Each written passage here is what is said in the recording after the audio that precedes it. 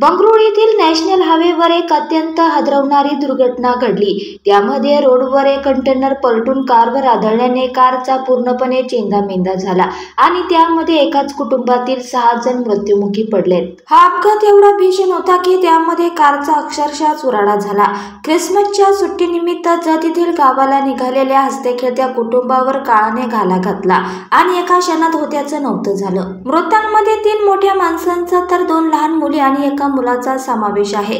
एकाच कुटुंबातील व्यक्तींच्या अपघाती मृत्यूमुळे जत तालुक्यातील मोरबगे गावावर शोककळा पसरली आहे। मिळालेल्या माहितीनुसार चंद्रम इग्गाप्पा गोळ वय 46 हे मूळचे सांगलीतील जत तालुक्यातील मोरबगे गावातील रहिवासी होते। ते बंगळुरूच्या एका सॉफ्टवेअर कंपनीत कामाला होते। ख्रिसमसच्या सुट्टीनिमित्त चंद्र इग्गाप्पा गोळ हे त्यांच्या कुटुंबीय तसंच त्यांच्या भावाची पत्नी बंगळुरूतून जत तालुक्यातील गावी जात होते। यावेळी बंगळुरू राष्ट्रीय महामार्गावरून प्रवास करत असताना एक कंटेनर पलटी झाला आणि तो त्यांच्या कारवरच उलटला। त्यामुळे त्यांची कार कंटेनर खाली पूर्णपणे दबली गेली आणि गाडीतील सर्वांचा मृत्यू झाला।